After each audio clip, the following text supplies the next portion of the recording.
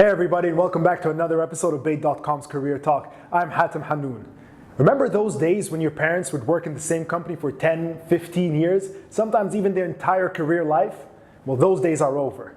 These days, no company can guarantee you a lifetime opportunity, neither in the private sector or the public sector, especially if they see that you're not performing your job up to standards. And that's what I want to speak to you about today, how to build your own job security and be indispensable. Start with creating relationships. Build positive, meaningful relationships with your team, with your managers, and with your organization as a whole. Build a reputation for yourself as someone who's keen to put the team's goals and others' interests ahead of their own. Build that reputation for yourself where you're invaluable to the organization. And outside of the organization, work to build positive relationships with your clients. This way you become a lot harder to replace. No organization wants to go through the hassle of bringing someone else instead of you to build these relationships and start fresh all over, especially with key clients. So build these relationships outside and inside. It will make you indispensable. Next, you want to become a guru. And I don't mean by this to travel to India for 5 years on a spiritual journey. What I mean here is to become a source of help, a source of information for those around you in your organization. Someone people can rely on for coaching and advice. Be a mentor. Be perceived as a mentor to those around you. That way you become a much more valuable resource to the organization and to those around you, and in effect, become indispensable. Now we want to make a difference. Even if your job description doesn't explicitly allow you to do things that affect the organization on a large scale, seek out these opportunities. Find these opportunities that allow you to put your hand in and make a big difference for the organization, even if you're just volunteering to do so. But when you do that, make sure to measure the results, the outcome of it, quantify it in terms of revenue, minimizing costs, whatever it is, put it in numbers so you can prove to the organization and exhibit the value that you've brought to the table.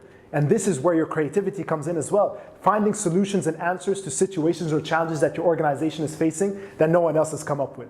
Next, monopolize a skill. What do I mean by this?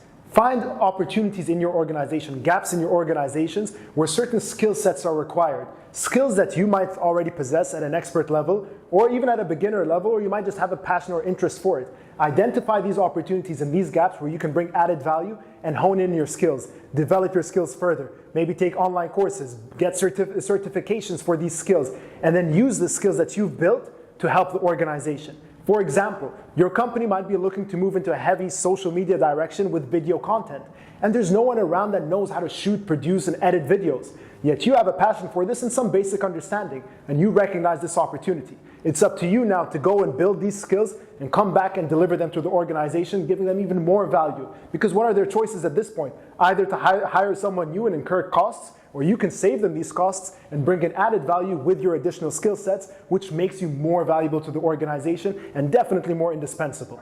Do the extra work. This is pretty straightforward. Just work harder. But make sure that your efforts are acknowledged, that they're being recognized. Managers always appreciate extra effort given. Even if you have to work a little harder, a little longer than those around you, as long as your managers and the organization is recognizing this, this will work to your advantage. Giving this extra effort will save the company, again, time and costs. And this is what you want to do to become indispensable to the organization. And that's all I have for you on this week's episode of Bayt.com's Career Talk. I hope you found these tips valuable in building your own job security in your organization. But remember, this isn't just to build job security with your current organization. Even in future opportunities, if you follow these tips, then you would have built a stronger CV, a beefier CV that's more impressive to any other employer. And employers recognize added value, and that's what you'll bring to the table to them. Thank you very much for watching this week's episode. I hope you enjoyed it. As always, new episodes here every single week. Subscribe to us here on YouTube, on Facebook, and on Instagram for the latest updates. And I'll see you all next week.